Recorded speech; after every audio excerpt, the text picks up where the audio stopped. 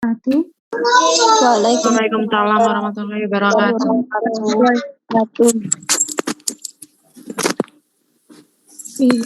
Sudah ada 24 mahasiswa. Langsung kita mulai saja ya. Maaf, jamnya saya ajukan mendadak. Karena saya jam 12 sudah rapat. Oke, untuk hari ini langsung saya bahas 2 materi. Oke. Yang pertama terkait akuntansi piutang. Dan yang kedua terkait akuntansi persediaan. Oke, kemarin juga sudah teman-teman kerjakan latihan terkait dengan akuntansi piutang ya. Oke, bentar saya izin saya record ya, karena saya harus memberikan materi juga di akuntansi B, yang kebetulan harusnya nanti siang jam 1. Oke, sebentar. Recording in progress. Oke, baik, kita mulai saja ya teman-teman. Untuk yang pertama, saya bahas dulu terkait dengan akuntansi piutang. Oke, sebelum saya ke materi, saya ingin tahu, teman-teman kan kemarin sudah menjawab pertanyaan dari saya ya. Kemudian juga sudah mempelajari terkait akuntansi piutang itu sendiri. Kemudian juga menjawab latihan soal. Ada yang bisa menjelaskan ke saya perbedaan akuntansi piutang untuk komersial dan fiskal? Tolong disebutkan namanya.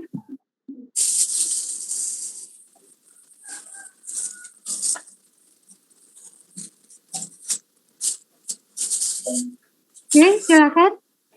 Atau mau ditunjuk aja ya? Coba Mbak. Coba ya ini. Mbak Nurul Aini. Mbak Nurul Aini, silakan Mbak.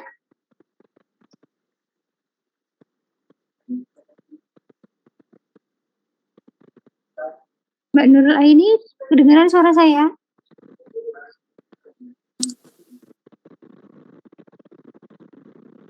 Loh, kok menghilang?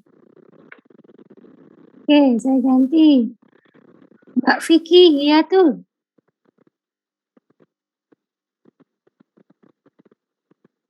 Mbak Vicky.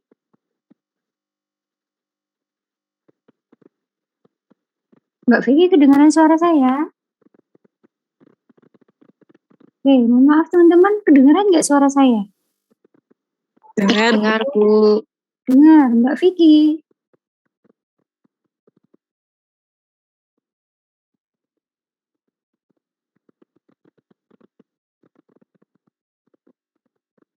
Mbak Vicky, silakan Mbak Vicky.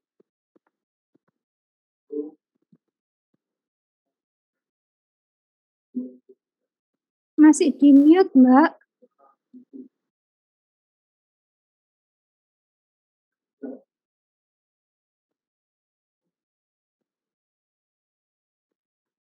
Oke, Mbak Vicky, tolong dijelaskan perbedaan secara akuntansi komersial dan fiskal untuk akun piutang yang kemarin sudah Mbak Vicky kerjakan.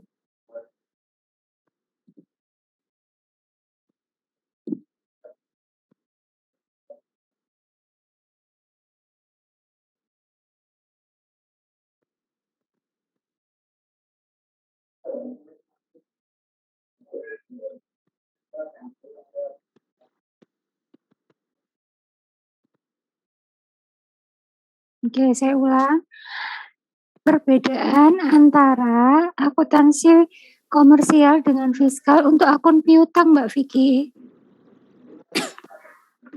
Silakan Mbak Vicky.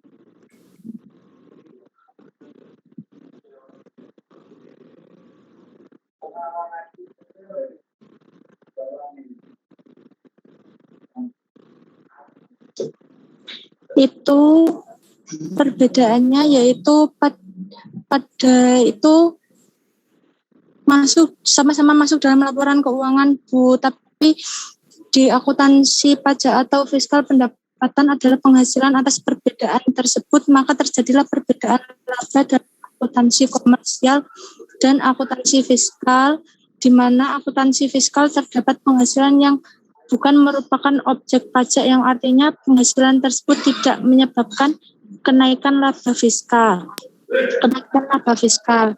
Itu jawaban saya yang kemarin, Bu. Kemarin pertanyaannya tentang apa ya? Akun piutang kan ya? Piutang, Bu. Iya, Bu. Iya, hanya khusus Oke, Bu. akun piutang ya. Bukan membahas perbedaan antara komersial dan fiskal. Itu kan sudah saya jawab pada saat pertemuan pertama ya.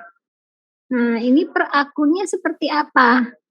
Oke, coba yang lain. Mbak Aisyah Salsabila. Silakan Mbak Aisyah.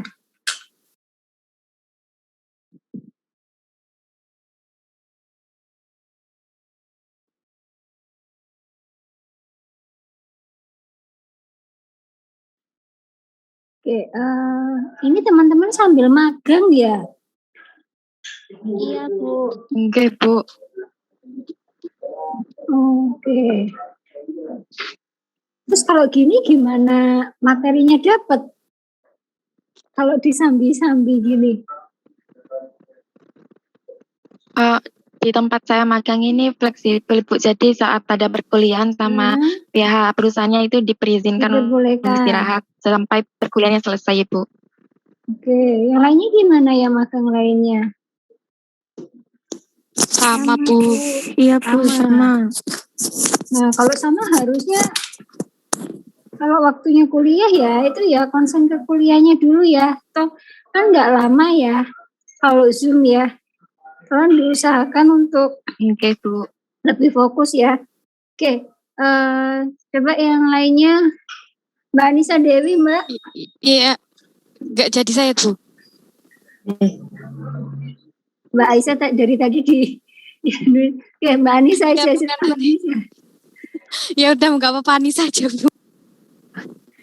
Ya, kemarin jawaban saya untuk yang perbedaan, kalau secara komersial itu lebih ke penyisihan cadangan piutang tak tertagih itu tidak, kalau secara komersial itu bisa langsung dan bisa metode langsung dan metode tidak langsung. Kalau secara fiskal itu tidak diperkenankan pembentukan cadangan penghapusan piutang. Jadi kalau fiskal itu penghapusannya metode langsung. Terus untuk secara komersial pemberian potongannya itu bisa berupa tunai dan bisa berupa secara non tunai. Kalau secara fiskal itu dikuranginya pada penghasilan bruto penjualan. Itu Bu perbedaan dari saya. Oke, Mbak Anissa, itu tadi jawabannya Mbak Anissa ya. Untuk jawabannya Mbak Anissa benar sekali ya. Jadi memang kalau secara piutang gitu ya, mungkin teman-teman mengenal yang namanya cadangan. Nah, ada pencadangan ya. Jadi piutang itu mungkin teman-teman mengenal istilah Akin schedule ya, umur piutang. Nah, itu ya. Jadi biasanya 0 sampai 30, 30, 60 gitu ya. Nah, itu yang terjadi di komersial. Nah, nanti kita lihatnya secara fiskal itu yang seperti apa gitu. Kemarin juga sudah saya berikan materi ini ya, insya Allah ya.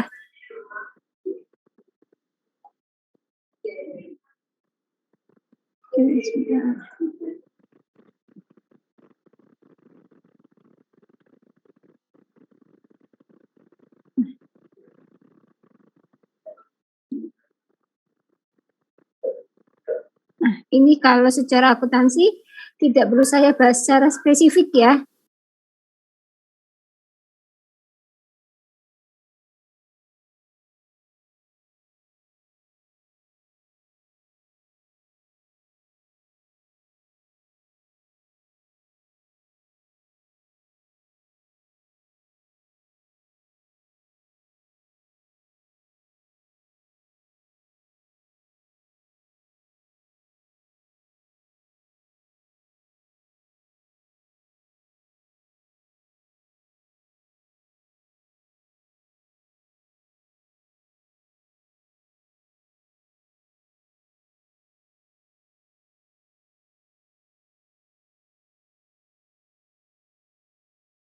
Recording stopped.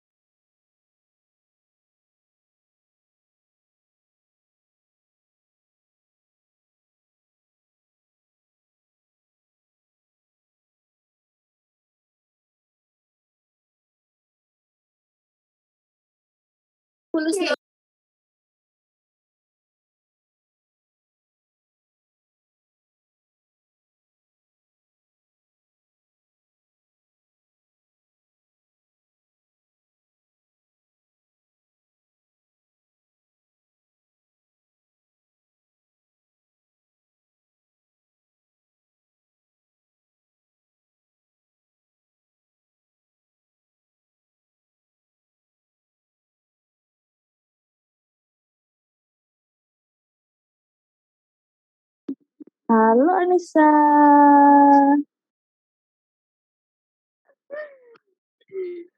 Ngapain deh? Ngapain? Lucu. Otakiro.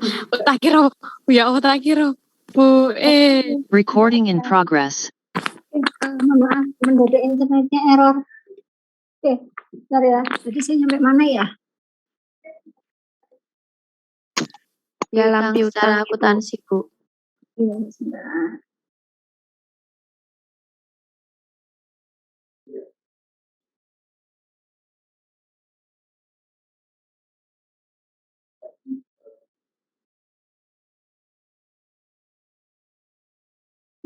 Sampai ini ya.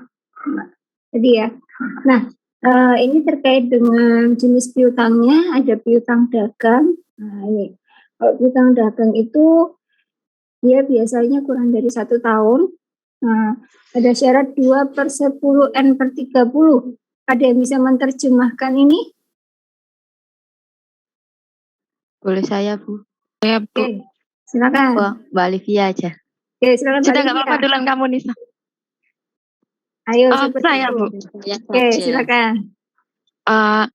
2/10 itu maksudnya adalah diskon yang diberikan atau potongan yang diberikan itu adalah sebesar 2% dalam waktu 10 hari sejak tanggal transaksi pembelian atau penjualan dan dalam waktu 1 bulan atau 30 hari. Oke, betul banget ya, betul sekali ya. 2/10 N/30 berarti kita akan mendapatkan diskon 2% apabila kita melakukan pembayaran dalam kurun waktu 10 hari semenjak tanggal transaksi, tanggal invoice ya. Nah, kemudian batas waktu pembayaran adalah 30 hari. Ya, 30 hari setelah tanggal invoice diterbitkan. Nah, ini dalam kategori aktiva lancar. Nah, ini di contoh soal ya, mungkin teman-teman juga melihat ya, ada umur piutang. Nah, nanti ini sebelum saya cek, nanti hasilnya yang benar yang mana, gitu ya, karena kadang teman-teman menerjemahkan ini, nah ini hati-hati, menerjemahkannya itu ada yang dihitung 1 bulan, ya benar-benar 1 bulan, ada yang hitungannya itu harian. Jadi kalau 30 ya 30 hari. Nah, ada yang 1 bulan itu Bu, berarti per tanggal 1 ya Bu. Nah, bukan per tanggal transaksi. Nah, itu hati-hati ya. Kemudian untuk piutang wesel paling sedikit 60 hari. Berarti kalau paling sedikit 60 hari bisa lebih dari 60 hari untuk piutang wesel. Nah, kemudian ada piutang lain-lain yang umurnya memang lebih dari 1 tahun. Ini terkait perbedaan jenis piutang. Ini masih berdasarkan SAK. Nah, kemudian ini metode penghapusan piutang. Ya, kalau yang jumlahnya besar biasanya akan dilakukan cadangan. Kalau yang jumlahnya kecil tidak dicadangkan. Nah, biasanya dia langsung menggunakan metode penghapusan langsung. Terdapat piutang yang tidak dapat ditagih. Nah, di sini ada contoh. Piutang terhadap Ibu Sari tidak dapat ditagih sebesar 50 juta. Maka langsung jumlahnya beban piutang tidak tertagih pada piutang dagang. Langsung dihapus. Nah, tapi bagaimana dengan yang penyisihan? Nah, penyisihan ini yang menggunakan apa? Aging schedule atau umur piutang. Nah, jadi diperkirakan biasanya itu yang masuk dalam kategori 90 hari berapa persen, itu kan nanti dihitung ya, menggunakan aging schedule. Nah, ini kalau yang pakai penyisihan. Ya, tidak menjelaskan. Nah, ini yang pentingnya di sini. Bagaimana dengan ketentuan fiskal? Kalau di komersial sudah tersaji seperti itu, ternyata ada perbedaan nih. Kalau kemarin secara kas ada perbedaan nggak? Akun kas ada perbedaan nggak? Tidak ada, Bu. Tidak ada ya. Nah, kalau secara piutang bagaimana? Nah, ini perlakuan atas potongan penjualan dan potongan tunai tetap diperkenankan. Ya. Ini yang penting. Cadangan penghapusan piutang tidak diperkenankan. Nah, jadi tidak ada pencadangan di sini. Oke, Bu, nanti kalau hutangnya besar kan otomatis apa? Kondisinya kalau tidak bisa ditagih bisa-bisa apa? Menjadikan hutangnya tambah besar. Nah, boleh dilakukan penghapusan menurut Undang-Undang PPh pasal 6 ayat 1 dengan syarat nyata-nyata tidak dapat ditagih, ada upaya untuk menagih hingga maksimal. Ini terkait dengan industrinya, telah dibebankan sebagai biaya secara komersial dapat dibebankan sebagai pengurang penghasilan bruto. Jadi yang ada adalah langsung dihapus, tapi dengan berbagai upaya. Jadi nggak boleh, Bu sudah lepas misalnya umurnya 60 hari untuk piutang tersebut. Misalnya sudah, Bu, dia sudah jatuh temponya sudah terlalu lama, saya hapus saja ya Bu. Jadi nggak usah saya bikin cadangan penghapusan. Tidak bisa seperti itu. Karena di sini kita berbicara undang-undang. Nah, sini syaratnya ini. Jadi yang kalau kita mau menghapus, kita harus lapor ke DJP. Boleh dihapus, tapi harus melapor ke Direktorat Jenderal Pajak. Jadi nggak bisa serta-merta seperti komersial. Pokoknya sudah saya cadangkan, kemudian kalau sudah lewat dari pencadangannya sudah lebih gitu ya, akhirnya saya hapus. Kalau secara komersial sih tidak ada masalah gitu ya. Tapi kalau secara pajak, nah ternyata kita harus melaporkan, kita harus memberikan list ke DJP bahwasanya untuk debitur atas nama A, B, C, D dan seterusnya yang memang tidak dapat melakukan pembayaran itu harus dihapuskan. Tapi harus melewati yang tadi. Melewati yang mana? Ini tadi. Jadi nggak ada upaya maksimal gitu ya. Nah, ini harus apa? Bukan harus ya. Boleh dilakukan penghapusan. Sekali lagi ya, kalau piutang tidak ada pencadangan secara fiskal. Yang kedua, boleh dihapus, tapi dengan syarat tertentu. Yang paling utama adalah melaporkan daftar piutang ke DJP. Jadi nggak bisa serta-merta langsung kita lakukan penghapusan. Oke. Nah, jadi sampai dengan penagihannya kepada apa? Pengadilan negeri atau instansi pemerintah yang menangani piutang. Jadi kalau kita berbicara komersil sebenarnya lebih simpel. Lebih simpelnya apa? Bu, kita bisa menghapus sendiri loh. Tapi kalau secara fiskal, nah ternyata ada lembaga pemerintah atau instansi pemerintah yang menangani di sini. Tapi itu pun dengan beberapa dengan ketentuan. Nah, bentar ya. Tidak melebihi 100 juta itu boleh langsung dihapus. Tapi kalau lebih dari 100 juta maka harus melewati pengadilan negeri. Bisa dipahami? Bisa, Bu. Oke. Nah, ini ya terkait dengan penghapusannya. Oke, ada pertanyaan dulu dari sini? Jadi intinya belum Ibu ada. Belum ya? Nah, sekarang kita masuk yang ke persediaan nih yang baru hari ini akan dibahas. Siapa yang mau menjelaskan ke saya perbedaannya di mana untuk akun persediaan? Saya mencoba, Ibu. Oke, silakan Mbak Lydia. Persamaannya itu baik dalam akuntansi fiskal maupun akuntansi komersil itu sama-sama mengenal sistem pencatatan persediaan dan metode penilaian persediaannya. Namun yang membedakannya itu dalam akuntansi fiskal itu hanya diperkenankan untuk sistem pencatatannya itu secara perpektual. Sedangkan untuk penilaian persediaannya untuk menentukan HPP-nya itu di fiskal hanya diperbolehkan menggunakan dua metode yaitu average dan metode FIFO. Oke. Ada yang mau menambahkan? Yang lain mungkin?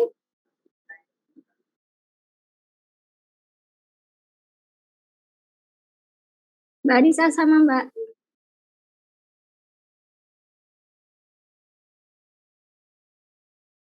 Atau Sama kok, Bu.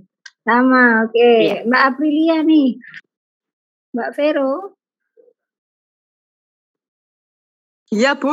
Sama juga, Bu. Oke. Kalau tanya Mbak Vero, jawabannya selalu mantap, gitu ya. Oke. Saya mau menambahkan, Bu, sedikit. Oke, silakan Mbak Anissa. Perbedaannya tuh kalau fiskal kan hanya menggunakan sistem perpektual. Tapi kalau jika dirasa terlalu sulit, maka sistem lain boleh digunakan. Oke, berarti sistem lain sistem apa ini? Periodik. Oke, sistemnya hanya ada dua ya. Oke. Ya. Sistem periodik dan perpetual. Nah, oke, coba kita lihat sekarang. Oke, sebentar.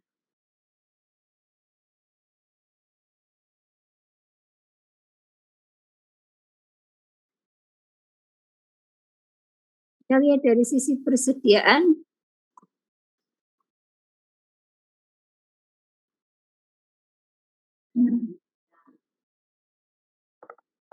Oke, bagaimana dengan persediaan? Nah, kita berbicara dulu SAK 14.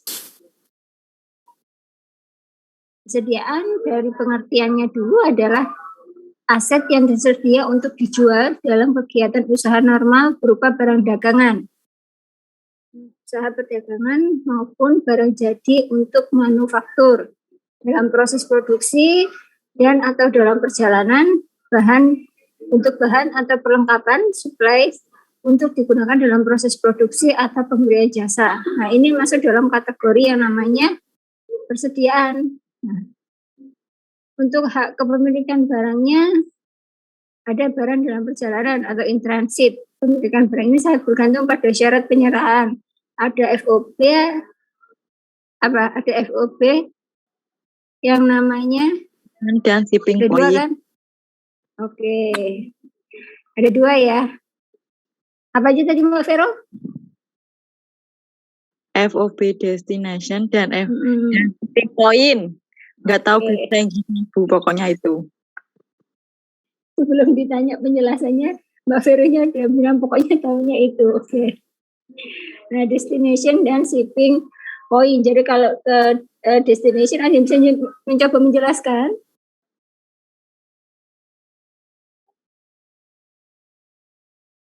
Ini destination siapa yang menanggung, shipping point siapa yang menanggung? Ayo, masih ingat enggak?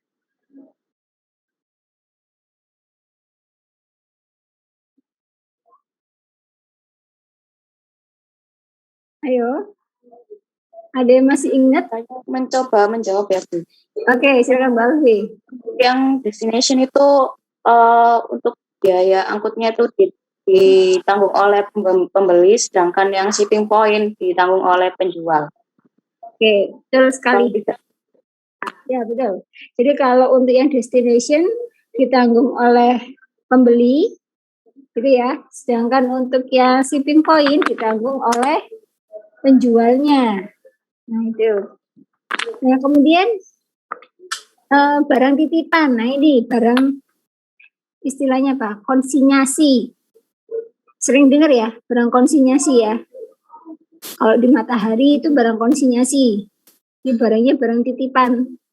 Jadi Kalau untuk barang konsinyasi itu diakuinya bukan pada saat perpindahan.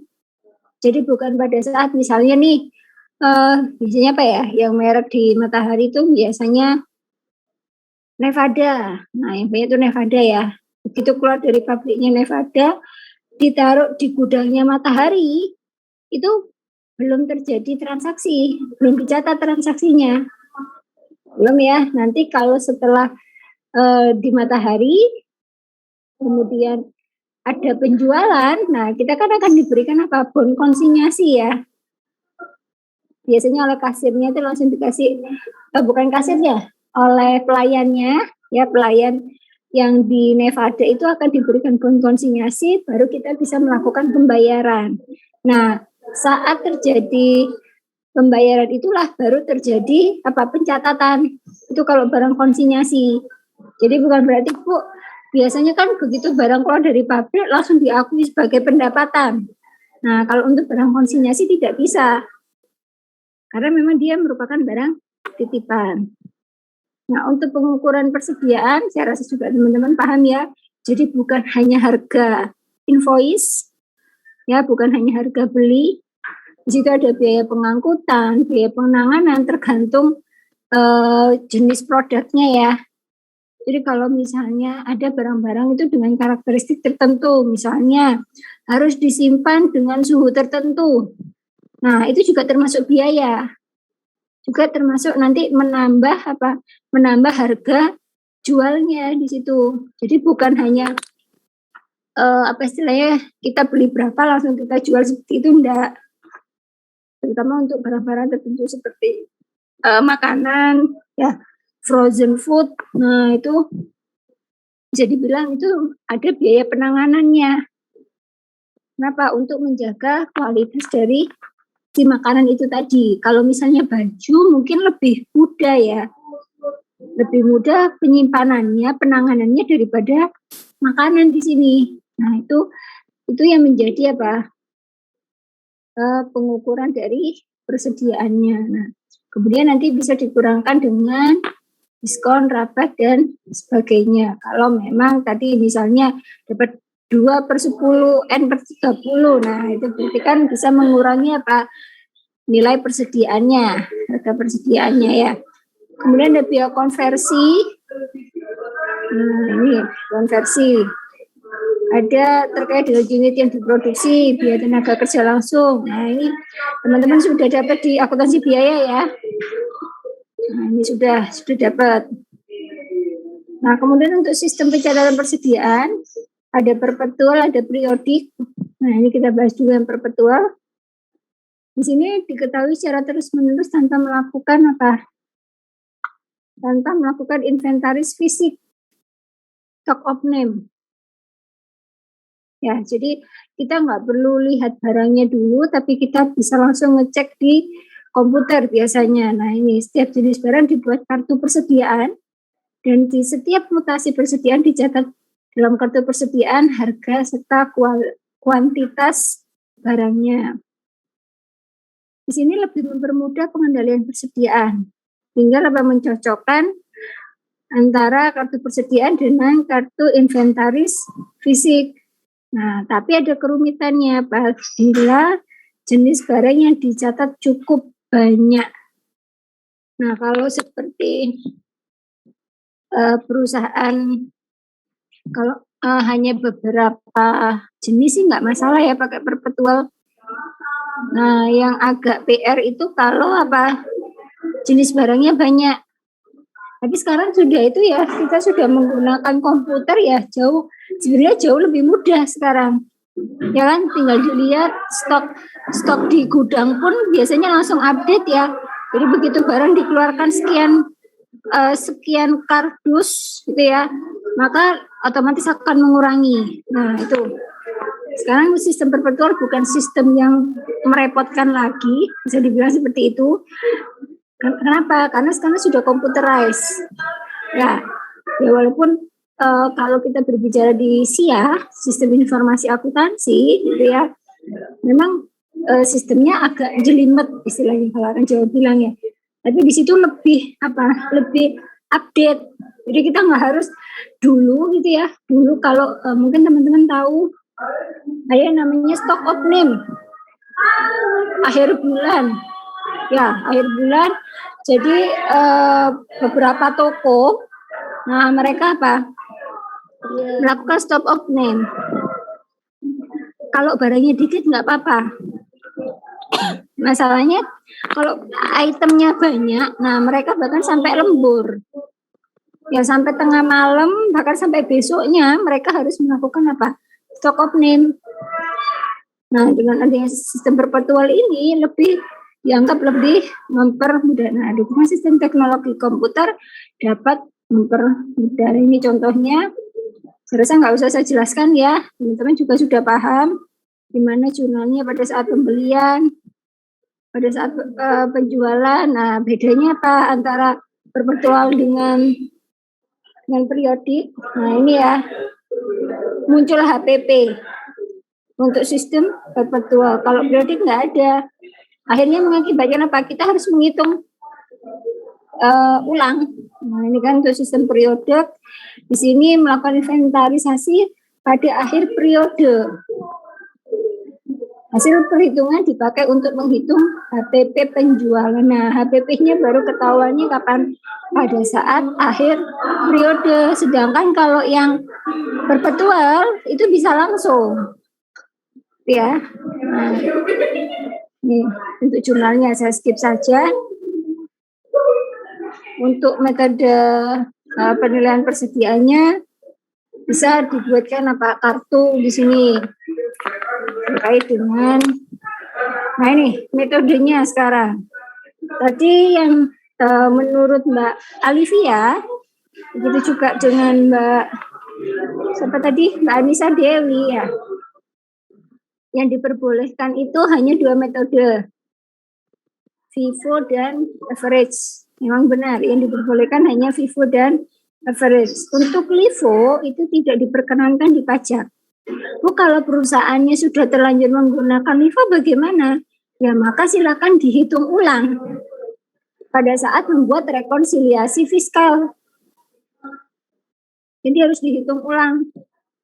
Nanti tinggal memilih rata-rata.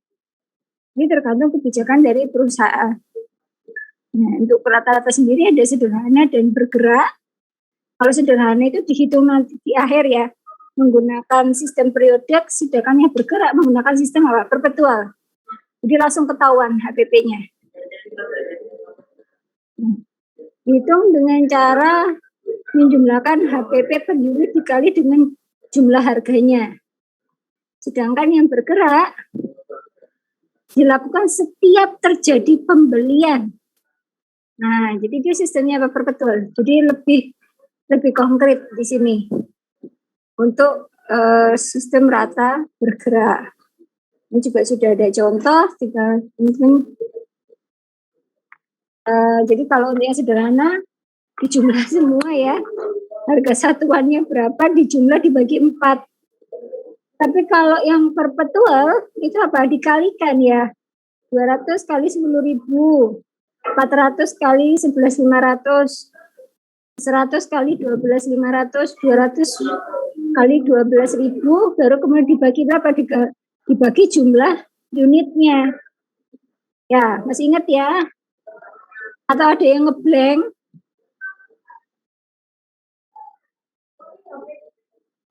Oke, ada yang lupa cara menghitungnya? Ya, nanti kita lihat di penghitungan latihan soal ya. Di situ ada gimana cara menghitungnya. Nah, ini untuk yang penilaian persediaan berdasarkan nilai estimasi menggunakan laba kotor. Ini tadi dijelaskan oleh Mbak Anissa tadi. Nah, sini ya total penjualannya berapa, pembeliannya. Nah, laba kotor diketahui 40% dari harga jualnya. Harga jualnya berapa? Harga jualnya adalah harga jualnya. Oke, ketemu berarti nanti ketemu langsung HPP ini untuk yang menggunakan nilai estimasi. Jadi tidak bisa menggunakan tabel yang FIFO, LIFO itu tadi. Nah, untuk yang metode eceran, berdasarkan harga yang berlaku di pasar. Ini untuk pedagang ecer. Nah, beda-beda. Oke. Ini nanti bisa teman-teman pelajari. Nah, secara kesimpulannya, nah sini tidak ada perbedaan prinsip metode pencatatan. Secara prinsip memang tidak ada, gitu ya. Undang-Undang PPH tidak mengatur secara jelas sepanjang menunjukkan pencatatan konsisten dan taat asas ketentuan perpajakan akan menerimanya. Jadi kalau sebenarnya menggunakan perpetual periodik sebenarnya tidak ada masalah.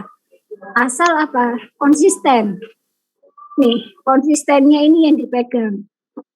Jadi nggak boleh, Bu, saya mau sekarang menggunakan Vivo. Saya biasa menggunakan, untuk tahun depan menggunakan Vivo. Oke, mohon maaf, average. Nanti tahun berikutnya lagi saya pakai Vivo lagi ya, Bu. Nah, itu yang nggak boleh. Kenapa? Karena itu nanti akan HPP-nya bunyinya beda. Ya, nanti coba teman-teman kerjakan di latihan soal. Dengan soal yang sama, HPP akan berbeda antara sistem Vivo dan average. Nah, kalau berbeda, kalau berubah-ubah, nah ini yang apa? Dijadikan sasaran untuk melakukan pemeriksaan pajak. Nah, jadi harus konsisten. Nah, dalam Undang-Undang PPh pasal 10 ayat 6 diperkenankan adalah pencatatan perpetual. Ini ada contoh, nanti bisa teman-teman pelajari untuk menghitung. Ini yang sederhana ya.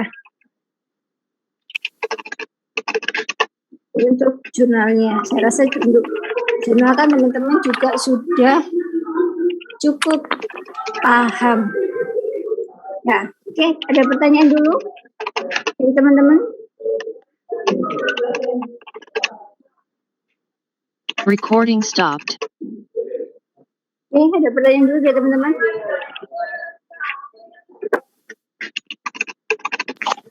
Belum ada, Bu. Belum ada. Belum ada, Bu. Mudah kan ya? Cuman bikin perkiraan apa? Pencatatannya, ya itu semua sebenarnya teman-teman dapat kan? Cuma nanti disisipkan dengan apa? Dengan undang-undang pajak. Seperti yang saya jelaskan di awal pertemuan. Ya, jadi dibuka lagi ya buku akuntansinya. Gimana cara menjurnal? Nah, apalagi di teman-teman semester 7 ya, ada praktek akuntansi. Nah, ada audit. Nah, balik lagi pasti arahnya ke sini. Jurnal, laporan keuangan yang dibahas di situ.